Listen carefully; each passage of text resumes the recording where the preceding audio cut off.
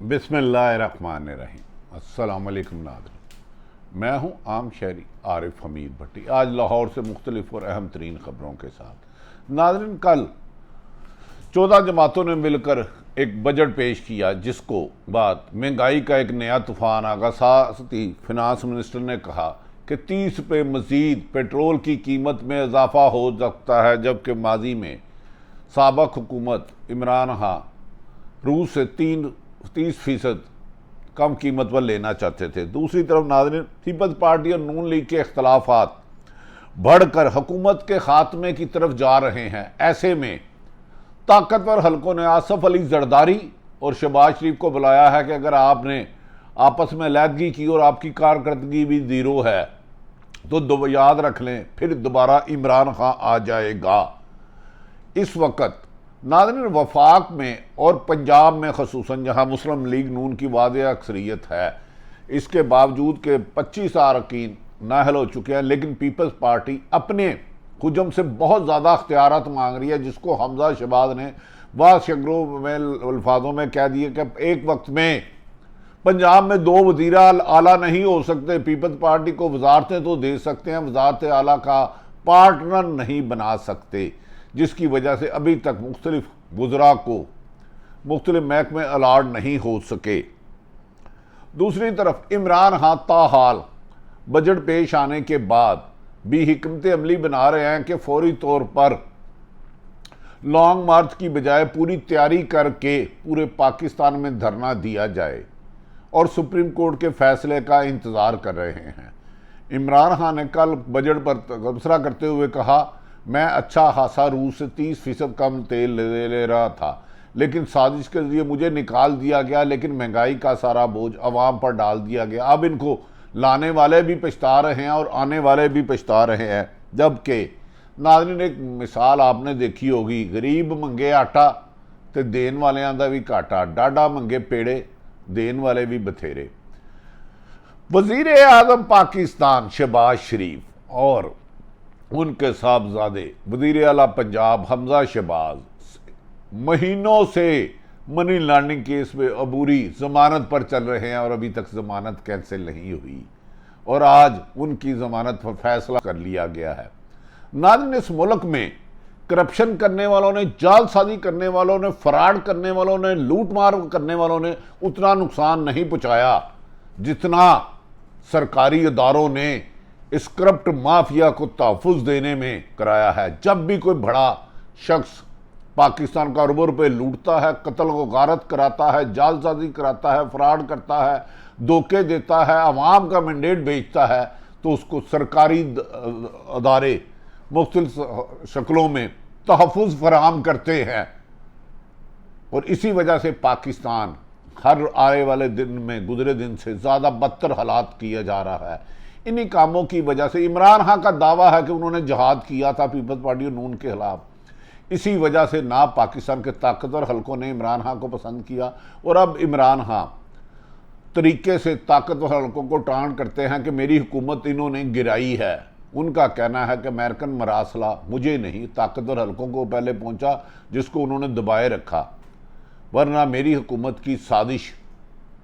कामयाब ना होती अगर मौजूदा 14 जमातों को ताकतवर हलकों की हमायत ना होती। अब वो ये लफ्ज़ और उनकी जमात के लोग खुलेआम कहने लग पड़े हैं। नाज़रीन, पाकिस्तान में इमरान खान ने कमो बेशतर 3.25 साल हुकूमत की, उसके बाद महंगाई की एक लहर रही, लेकिन इस दौरान उन्होंने पीपल्स पार्टी और नून लीग के दर्जनों लीडर आसफ अली जरदारी, नवाज शरीफ, शहबाज शरीफ, हमजा शहबाज, खुर्शीद शाह, शाहिद खान वासी, एहसन इकबाल, ख्वाजा आसफ समेत पीपल्स पार्टी की फरियाल तालपुर, सराज दुरानी, दिगर समेत सैकड़ों लोगों को अरबों रुपए की मुबैना करप्शन के इल्ज़ामात में गिरफ्तार किया। लेकिन बदकिस्मती है कि इस निज़ाम में किसी एक से भी एक पैनी रिकवर नहीं हुई, और जिस वजह से जिन लोगों पर अरबों रुपए करप्शन के इल्ज़ामात आज वो आपकी हाकम हैं, कोई वज़ीर आज़म की शक्ल में है। अगर पार्टनर है तो पीपल्स पार्टी भी अपने आप को वज़ीर आज़म समझ रही है, मौलाना फजलुर रहमान भी अपने आप को वज़ीर आज़म समझ रहे हैं, और शहबाज शरीफ तो आइनी तौर पर कागज़ों में वज़ीर आज़म है, जबकि पंजाब में वजारत आला में भी इंतशार फैल चुका। सिर्फ 7 सीटें हैं पीपल्स पार्टी की पूरे पंजाब में, लेकिन वफाक में 56 सीटों की होने की वजह से पीपल्स पार्टी हमजा शहबाज से सिर्फ 7 वजारतें नहीं कह रही कि हमें सीनियर वजीर बना के वजीर आला पंजाब के इख्तियार दिए जाए, जिस पर हमजा और पीपल्स पार्टी के लीडरशिप के दरमियान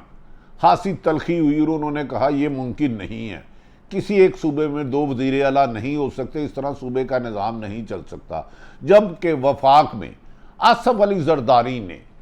मुस्लिम लीग नून को नाको चने चुबवा दिया है। हर पुरुष कशिश ओहदे पर वो कहते हैं मेरे वजीर तैनात होंगे और मेरी मर्जी से ही नवंबर की अहम तैनाती होगी,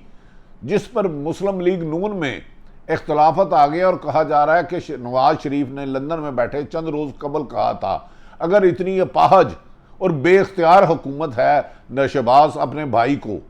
कि ना तो आप मेरे केस ख़त्म कर पा रहे हैं और ना ही मेरी मरियम का पासपोर्ट वापस लेके दे रहे हैं, तो इससे बेहतर है हुकूमत छोड़ दी जाए।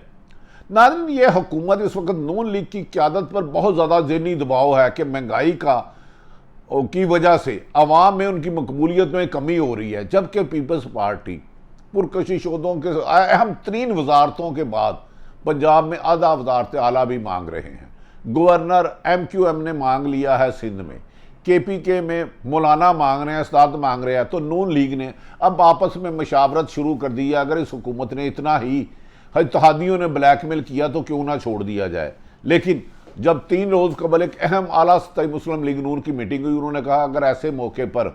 पीपल्स पार्टी और मौलाना फजलुरहमान की ब्लैकमेलिंग से तंग आकर हुकूमत से किनारा कशी की तो नए इलेक्शन में जाना पड़ेगा। नए इलेक्शन में जाना पड़ेगा तो इमरान खां की बढ़ती हुई मकबूलियत की वजह से इमरान खां दोबारा वज़ीर आज़म ज़्यादा अक्सरियत से आ सकते हैं और मौजूदा हुक्मरान सबको जेलों में जाना पड़ेगा। इमरान खां का खौफ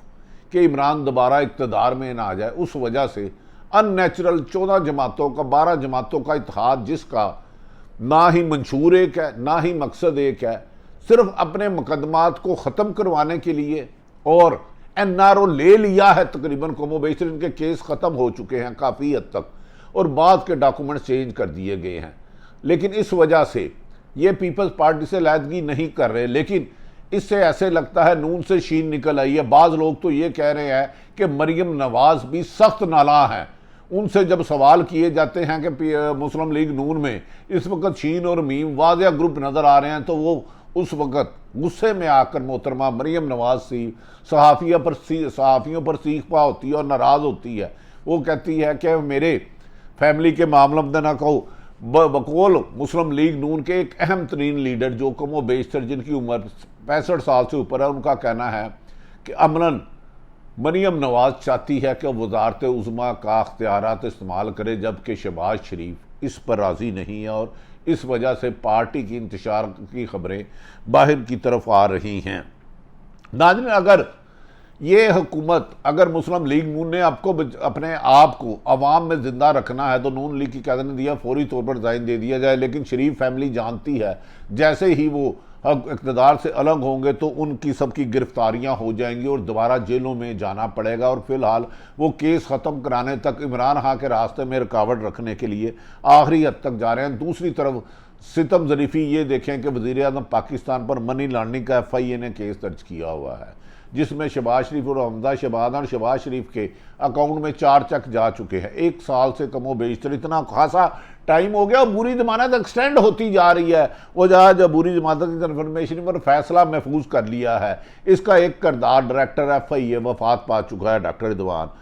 मकसूद चपड़ासी दुबई में मारा गया।